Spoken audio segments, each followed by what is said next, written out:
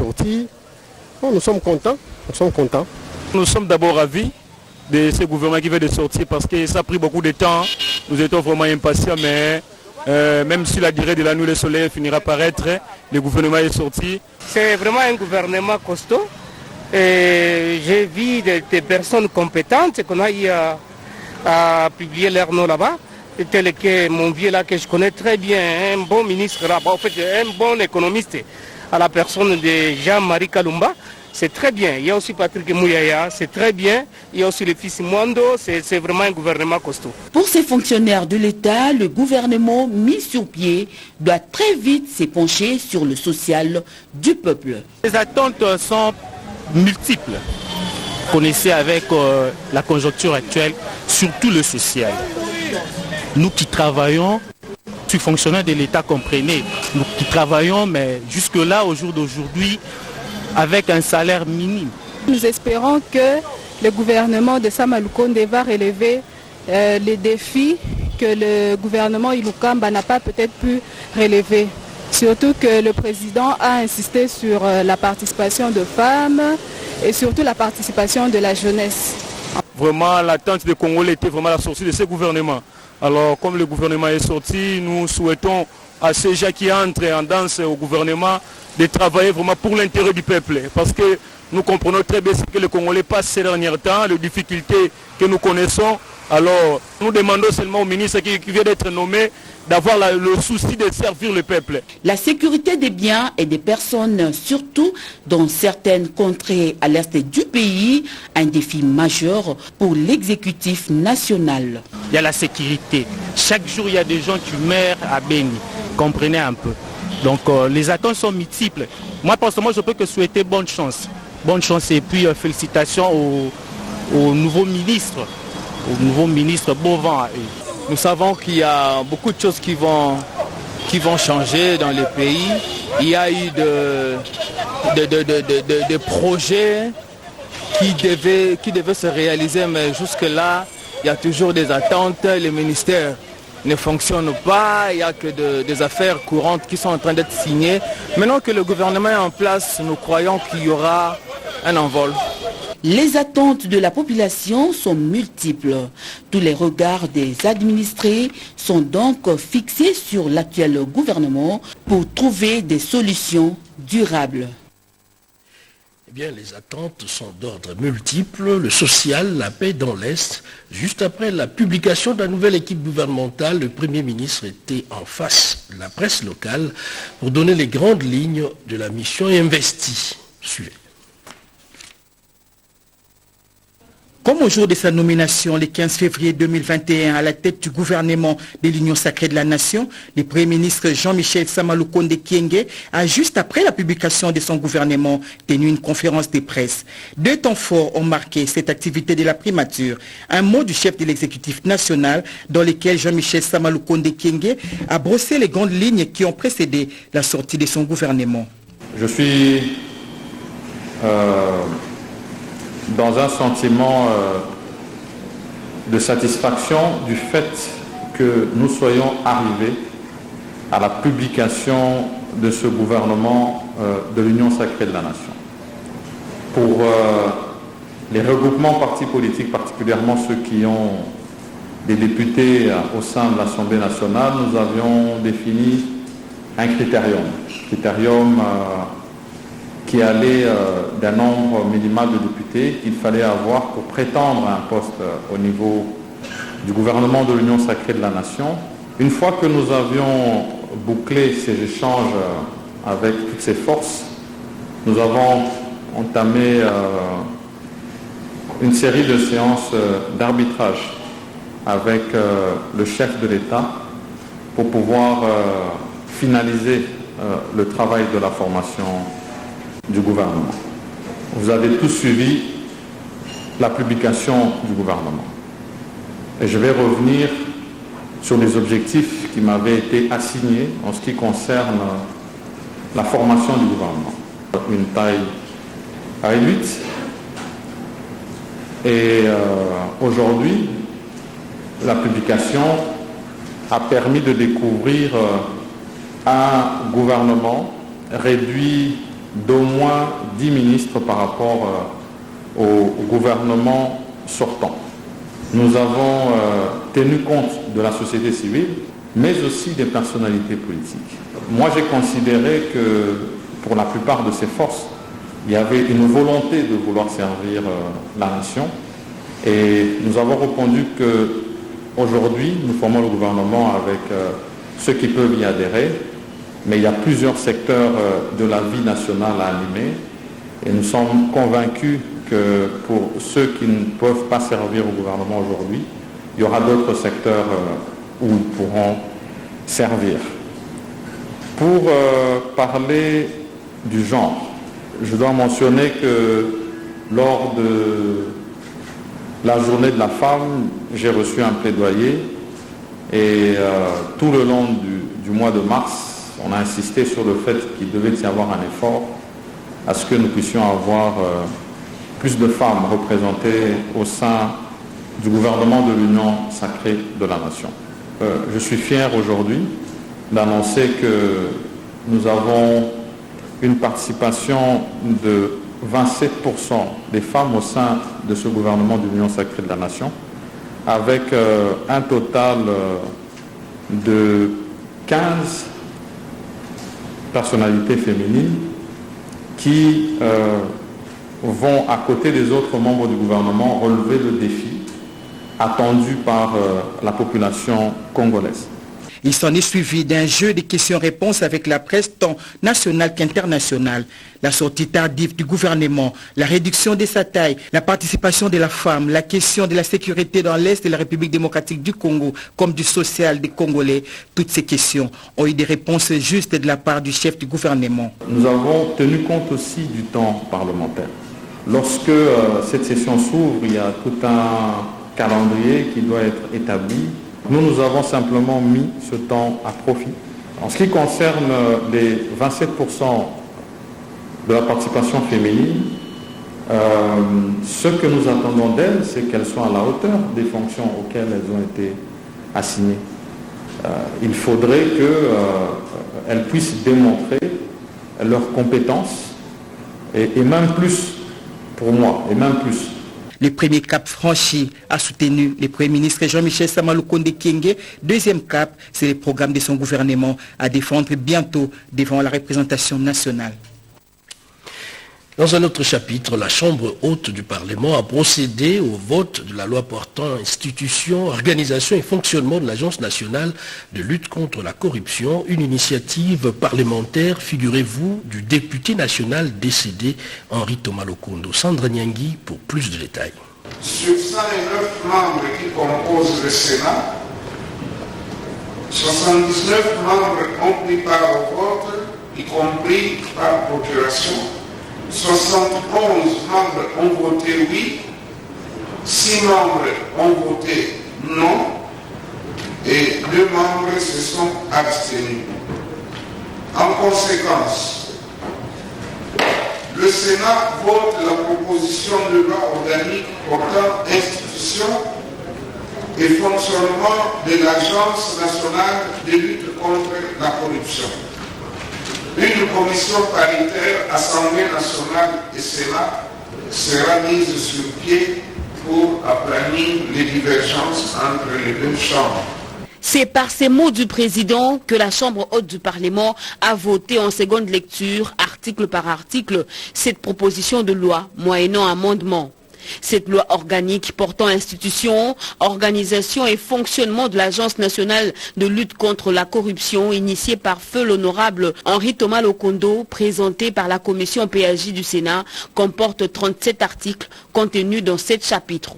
Elle a 2 rôles essentiels. D'une part, recueillir les plaintes et réclamations émanant des personnes physiques et morales relatives à des faits de corruption, des pratiques assimilées ou des infractions connexes. Et d'autre part, informer les institutions de l'État ainsi que l'opinion publique sur les dossiers de corruption active et passive dont elle a connaissance en vue des mesures appropriées. Au cours de la même plénière présidée par le président Modeste Bahati, 2 motions d'information ont été présentées à l'Assemblée. L'honorable Moukenti a tablé sur l'insécurité qui bat son plein au nord Kivu, précisément à Beni, Irumu et Mambasa. Les familles sont exterminées dans les champs. La route Kassindi d'intérêt général qui relie Beni à Ouganda est la cible de groupes armés qui tuent et rançonnent nos paisibles citoyens. Son collègue John Tibasima, lui, est revenu sur la situation en Ituri qui reste à ce jour très préoccupante. À Djougou, Mahagi, Mambasa, deux groupes armés, Kadeko, FRPIC, opèrent par la mutilation de corps, la destruction du tissu économique et social. À cette question brûlante de l'heure, le président du Sénat, Modesto Bahati, propose aux auteurs de motion d'attendre l'avènement d'un nouvel exécutif pour une solution durable. Et dans le cadre d'une mission parlementaire dans le Haut-Katanga, Michel Kanimbo, rapporteur du Sénat, était face aux élus provinciaux pour évoquer des questions de développement. Oscar Mbalkaïch. Ils arrivent l'un après l'autre. Les députés provinciaux ont répondu présents à l'invitation qui leur a été lancée par les rapporteurs du Sénat, l'honorable Michel Kanimbo. Dans ces beaux cadres de Bush Camp, nous sommes à Lubumbashi. D'entrée de jeu, l'honorable Michel Kanimbo a remercié ses hôtes pour leur disponibilité avant de circonscrire les cadres de cette rencontre. Je voudrais qu'ensemble, nous puissions fédérer nos forces et nos énergies afin de travailler pour que notre province aille de l'avant. Comment trouver les voies et moyens pour que le gouvernorat ou notre gouvernement provincial ait les moyens de sa politique pour les biens de la population et que, avec vous, si vous avez des projets d'édite de la province et que nous pouvons soutenir à Kinshasa, vous dire que nous sommes là pour faire ce travail ensemble. Ne créons plus de barrières qui n'aient pas cet écart. Nous sommes là pour vous. Nous avons tous l'obligation des résultats. Et nous serons jugés de toute tendance par rapport aux résultats que nous allons obtenir. Émanation de l'Assemblée provinciale du Haut-Katanga, les rapporteurs du Sénat Michel Kanimbo et ses invités ont réfléchi sur les stratégies à mettre sur pied pour le développement de cette province. L'approche utilisée ici, c'est de récolter leurs préoccupations et par la suite les soumettre à qui des droits. Les députés provinciaux se sont dit très honorés. Les difficultés de notre population qui se trouve dans l'arrière-province face à une préoccupation, une attention soutenue de nos honorables sénateurs. La route nationale numéro 5 est coupée. La province a essayé avec ses moyens propres. Ils se sont arrêtés de Kasomeno à 60 km. Donc que l'attention soit soutenue parce que les bilans que nous allons faire, vous et nous, c'est par rapport à ça. Atuna mu grande province ya nini atuna Dijangue, Lusaka, Tanzanie, on n'en a pas. On peut faire quelque chose là-bas. Parking du mois Mounene sana, ça va accompagner couloir yetu ya province du Fani. Pour immortaliser cette rencontre, une photo de famille a rendu encore belle cette journée. Personne ne voulait rater cette occasion. L'objectif est de réduire au maximum la fraude et les actes de malversation financière dans la gestion de province. Eh bien, l'inspection générale des finances a initié un séminaire de renforcement des capacités sur la gestion de la chaîne de la dépense dans nos provinces. On en parle à travers ces commentaires. Province pilote pour la première phase, Kinshasa, le Lualaba et le Haut-Katanga, pour répondre finalement à la volonté du chef de l'État Félix-Antoine Tshisekedi afin d'implémenter une gestion orthodoxe des finances publiques. Ceci dit, ces trois provinces sont appelées à intérioriser les principes directeurs liés à la gestion des finances publiques provinciales, la nomenclature budgétaire de la dépense, mais aussi et surtout les vademecum des pièces justificatives à travers ces séminaires de formation qui visent le renforcement des capacités du personnel de ces provinces dans la gestion de la chaîne de la dépense. Avec l'expertise de l'inspection générale des finances, ces entités administratives vont enfin s'aligner dans la qualité de la dépense publique, a insisté l'inspecteur général des finances, chef des services, Jules Alingueté. Nous avions eu à effectuer des missions de contrôle dans la ville-province de Kinshasa, à la province de Lualaba, la province du Haut-Katanga.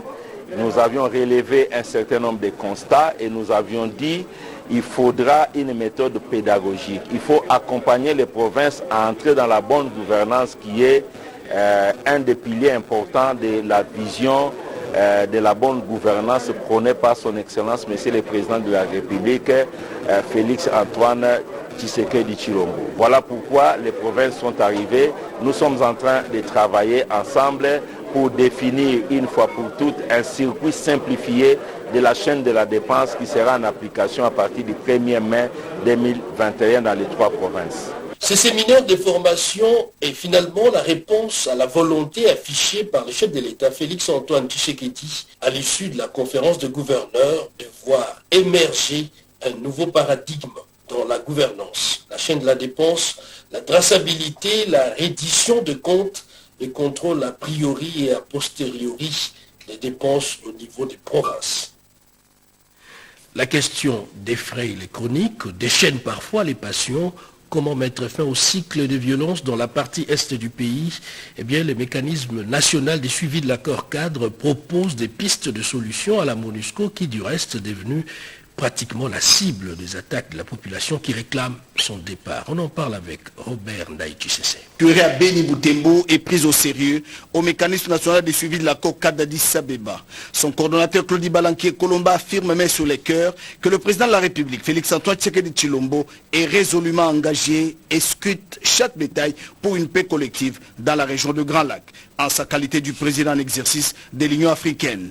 Pays clé dans la région, eu égard à sa superficie quasi-continentale, son positionnement géographique au centre de l'Afrique, ses nombreuses ressources naturelles, le dynamisme et l'inventivité de ses citoyens, la RDC reste attachée à la paix et à la sécurité. Le pays de Félix Tshisekedi, dans son intégrité territoriale, est menacé par une pléthore de groupes armés locaux et surtout étrangers. Pour Claude Ibalanquier-Colomba, qui recevait la représentante du secrétaire général des Nations Unies, Bintou Keïta, il est temps qu'après des décennies de violences armées, avec leur cortège de malheurs, que la paix revienne à l'est de la République démocratique du Congo, souhait du président de la République. Pour lui, l'heure est venue de cultiver le vivre ensemble dans le respect des divergences et dans l'acceptation des limites des uns et des autres. Ce qui se passe à Béni Boutembo n'est que le résultat des frustrations, une manifestation de colère face à la MONUSCO, considérée pour les uns des complices face aux tueries au su et au vu de tous. On parlait bien sûr de la situation de Béni Boutembo.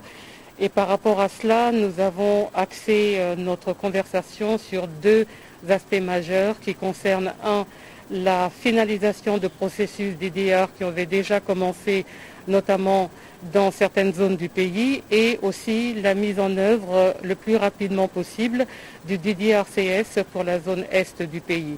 Je dois présenter ma compassion et mon empathie à toute la souffrance de la population de Béni, Boutembo et autres. À marge de la célébration du 8e anniversaire de l'accord cadre d'Addis Abeba, des ateliers ont été organisés avec toutes les structures qui interviennent dans le processus de pacification de l'Est de la RDC pour que chacune y apporte sa contribution. La paix est une affaire de tous. Béni, le mécanisme de suivi ne vous a pas oublié. Il est certes plus difficile de faire la guerre que de bâtir la paix. Une nouvelle voirie pour la ville de Kananga. Les études ont été lancées pour redorer l'image de cette ville. Le directeur général du FONER, Georgine Selemani, effectue d'ailleurs une mission d'inspection sur place. On en parle dans ces reportages. Kananga, dont la voirie urbaine est la plus touchée du Kasaï central, garde espoir au Fonds national d'entretien routier pour son salut. Georgine Selemani Toulia, son ménager d'efforts, était répartie en visite d'inspection des travaux sous fonds FONER bouclés l'année passée. Les travaux essentiellement anti-érosifs sont concluants. Le taux d'exécution est évalué à 103%. Il a fallu 3 mois et 2 jours à 373 employés temporaires, dont 42% des femmes, pour abattre ce travail à la grande satisfaction du gouverneur de province. Sincèrement, nous n'aurons pas dit assez si nous ne pouvons pas féliciter le président de la République d'abord, qui, lui, ne dort pas, que ensuite nous félicitons pour FONER. Nous sommes vraiment très contents. Nous le disons au nom de la population. Le satisfecit du gouverneur de province ouvre le chapitre d'autres doléances. Nous avons eu 35 km, mais nous en avons choisi que les routes urbaines les plus sensibles, les plus fréquentées. La collaboration étroite et franche entre le Kasaï central et le FONER sous l'impulsion de la Dame de Fer mérite des fleurs du premier Kassaïen du centre qui n'a pas été avare des mots. Et une dame qui gère de manière exceptionnelle une structure s'occupant de l'entretien des routes. C'est pénible, mais elle les tient bon. Et c'est pour ça que nous avons manifesté notre joie de voir une dame à la tête de cette structure. Le passage de Georgine Selemani est arrosé de cris de joie accompagnés de chansons, expression de la gratitude des Kassaïens du centre qui voient à travers ces travaux la matérialisation de la vision de Félix Tshisekedi via le leadership du numéro 1 du FONER. Une biodiversité qui se dégrade, le braconnage qui prend les dessus, la viande de brousse au cœur du commerce international. Des voix s'élèvent pour décourager la consommation excessive et la commercialisation de viande de brousse. Une campagne a été lancée, nous dit Getty Omatuko. La République démocratique du Congo, comme plusieurs pays d'Afrique, sont en proie au phénomène braconnage. Un phénomène qui menace la riche et unique biodiversité de la RDC. Si l'on n'y prend pas garde, nos forêts, nos parcs vont se vider des populations d'animaux sauvages. Nos rhinocéros, okapis, nos primates et pachydermes, cette grande richesse du pays est en voie d'extinction.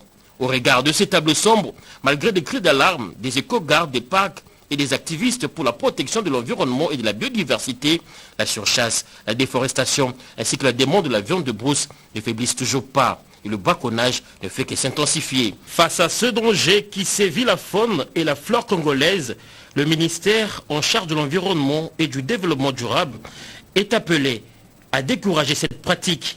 Une campagne dénommée « Célébrons la cuisine congolaise sans viande de brousse » vient d'être lancée pour inciter les habitants des grandes métropoles du pays à consommer moins de viande de brousse. Aussi, pour faire la promotion de la cuisine congolaise réputée, riche, savoureuse et variée. Cette campagne de valorisation de la gastronomie congolaise va bénéficier de l'accompagnement de la célèbre chef Godelive Mouvaro pour sa maîtrise et riche expérience en art culinaire congolais. Question d'initier la population quinoise à une bonne cuisine avec des mets soignés, onctués, sans viande de brousse. Arrivé dans le Haut-Katanga il y a peu, le ministre de Postes, Télécommunications, Nouvelles Technologies de l'Information et de la Communication, mais aussi président de l'UDPS Kibasa, Augustin Kibasa, a échangé avec les forces vives et les fédéraux de son parti sur les questions politiques de l'heure. C'est un commentaire de Nono Monsekou. La République démocratique du Congo à l'ère du numérique. Les nouvelles technologies de l'information et de la communication doivent atteindre tous les coins et recoins de la République. Un défi que les ministres reconduits des postes, télécommunications et nouvelles technologies de l'information et de la communication est déterminé à atteindre pour un développement efficace du numérique. En séjour dans la ville qui préfère, Augustin Kibasa Maliba a mis autour de lui les membres des associations culturelles des Kassenga, des Boulouba Ibukata, ainsi que les chefs des secteurs et les chefs coutumiers pour une évaluation du secteur dans cette partie de RDC. Je suis venu pour voir son Excellence, Monsieur le ministre, ce problème de la route. C'est pour le problème de la communication. D'une casquette à une autre, cette fois, c'est le président national de l'IDPS Kibasa qui reçoit une délégation de l'IDPS Tshisekedi de Lubumbashi. Dans l'air JBCR, un mémo sollicitant le respect de toutes les promesses faites au Louchoir. Nous avons déposé un mémo, nous avons exprimé nos mécontentements, nos sentiments, et il nous a répondu, nous sommes satisfaits de ce qu'il nous a donné comme réponse. Enfin, l'autorité morale de l'IDPS Kibasa a eu une séance de travail avec les présidents interfédéraux et les différents fédéraux de son parti présents à Lubumbashi. Le chef a été vraiment très précis et clair. Il a donné de nouvelles orientations pour le parti. Parce que le parti maintenant commence à s'agrandir. C'est un président national qui est en contact avec ses bases et qui a le souci de connaître le problème des bases. Aujourd'hui, il a donné des solutions, des pistes de solutions, et a surtout exhorté les membres à soutenir le parti et à s'engager tout en respectant l'esprit de père fondateur qui a initialement guidé la création du parti. Sa présence ici a résolu plus d'un problème d'ordre politique et d'ordre social. De ces échanges, le président national a compris les difficultés qu'il rencontre non seulement les membres de son parti, mais aussi et surtout toute la population du Grand Katanga. Après la fête pascale, les chrétiens catholiques ont célébré la fête de la Divine Miséricorde. On en parle avec Nicole Sessep. Le deuxième dimanche des Pâques, dimanche de la Divine Miséricorde, a coïncidé avec le 5e anniversaire de la paroisse Divine Miséricorde dans la commune de Mongafula, diocèse de Kisantu. Les fidèles de cette paroisse et ceux de la chapelle Saint-François de Paul se sont retrouvés au cours d'une célébration eucharistique sous la bénédiction de Monseigneur Dominique Mbulamatari, évêque du diocèse de Bolébé dans la province de l'Équateur. Le père Clément Bosch, curé de cette paroisse, a remercié Monseigneur Dominique Mbulamatari qui, de passage à Kinshasa, a accepté de communier avec ses fidèles. Se référant au texte liturgique de la Divine Miséricorde, l'officiant du jour a, dans son homélie, exhorté les fidèles à l'amour du prochain et de demeurer toujours dans la foi chrétienne catholique. Le Christ est mort pour nous alors que nous étions encore pécheurs et Dieu l'a ressuscité par sa miséricorde pour nous les hommes. Grâce à sa résurrection, le Christ nous a rachetés de la mort et de toutes les mauvaises pratiques. En faisant cela, il veut que nous triomphions aussi de toutes les limites et participions à la victoire du Christ contre le mal qui menace tout homme. Toujours au cours de cette messe d'action de grâce, Monseigneur Dominique Mbulamatari a béni les nouveaux tabernacles pour conserver le sacrement du corps et sang du Christ, à la bénédiction des couples jubilaires de cette paroisse, mais aussi à la bénédiction des symboles de la divine miséricorde. Et c'est déjà demain le début du mois des Ramadans pour le monde musulman, un mois dédié à la paix, l'unité et la promotion du. L'annonce a été faite sur les antennes de la RTNC par les représentants légaux de la communauté islamique au RDC, Cheikh Abdallah Mangala. Suivez. Bismillahirrahmanirrahim. Chers frères et sœurs en islam, Assalamu alaikum wa rahmatullahi wa barakatuh. Que la paix de Dieu soit sur vous. Ce mardi 13 avril 2013, qui correspond au premier Ramadan 1442, débute le mois sacré de Ramadan. Comme chaque année, les musulmans du monde entier vont s'adonner au jeûne et à une intense adoration de notre Créateur.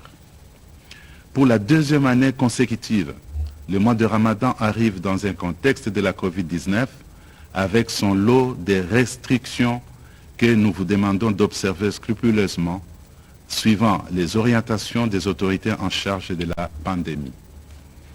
Au niveau de la communauté, nous accueillons une fois de plus le Ramadan dans la désunion et la discorde. Depuis 2018, nous entretenons un conflit aussi inutile que honteux qui a sévèrement écorné l'image des musulmans et l'islam. Le mois de Ramadan, qui est par excellence un mois d'adoration, d'abandon de soi à la volonté de Dieu, un mois de générosité, ne peut s'accommoder avec un état d'esprit dominé par la rancœur, les ressentiments, la haine et le mépris de l'autre. C'est pourquoi je lance un vibrant appel à tous, hommes, femmes, jeunes et vieux, pour un sursaut dans la recherche de la paix et de la concorde. Deux conditions sine qua non pour témoigner de notre foi, pour être utiles à nous-mêmes et à notre pays. Dieu ne change la condition d'un peuple si celui-ci ne change ce qui est en lui-même, dit le Saint-Coran. Cet enseignement divin est valable pour les musulmans, mais aussi pour l'ensemble des citoyens de la République démocratique du Congo, confrontés à l'insécurité galopante dans sa partie est, à la pandémie de la Covid-19, tout cela sur fond d'écrasants problèmes de vécu quotidien qui étouffent la population.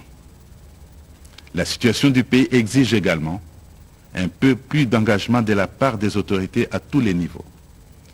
Il est temps de briser les cycles des années qui se suivent et qui ne ressemblent à tout point de vue. Cela exige beaucoup de générosité de la part de ceux qui sont en charge du destin commun.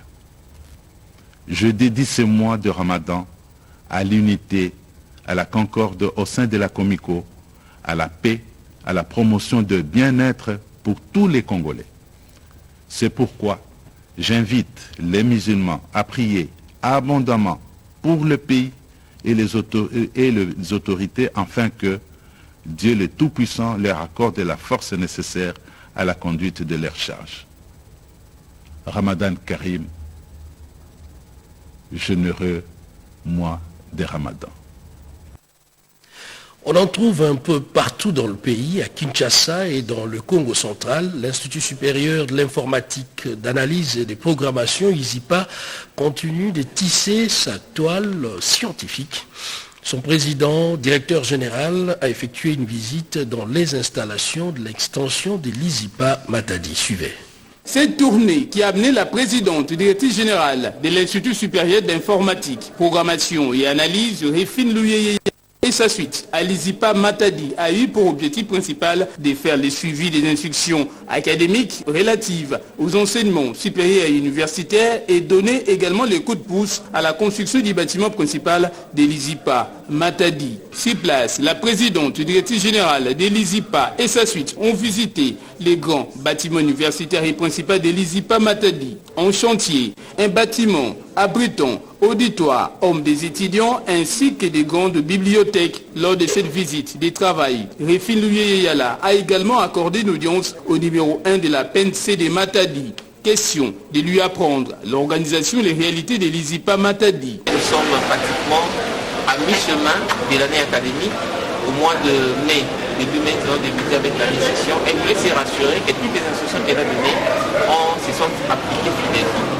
Et en dehors de ça, vous savez que nous avons un vaste chantier ici à ISIPA Matadi. Nous sommes en train de construire un nouveau bâtiment.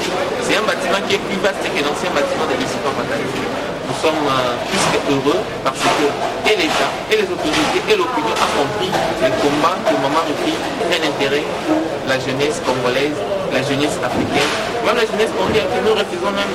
On reçoit des Chinois qui viennent étudier ici. La présidente directrice générale de l'ISIPA, Réfine Louyeye, a regagné Kinshasa, la capitale, avec l'esprit d'avoir accompli sa mission.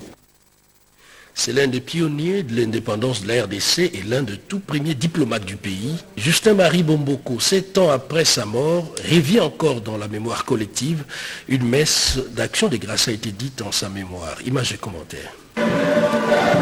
Dans son homélie, l'orateur du jour a prêché sur l'amour du prochain, du pays et le travail bien fait, le valeur auquel incarnait Justin-Marie Bomboko, considéré comme une des icônes de la politique du pays, pour avoir participé avec Patrice Emery Lumumba à la signature de l'acte consacrant l'indépendance du Congo belge. L'occasion était propice pour ses collègues, amis et connaissances, membres de famille, de se souvenir de cet homme.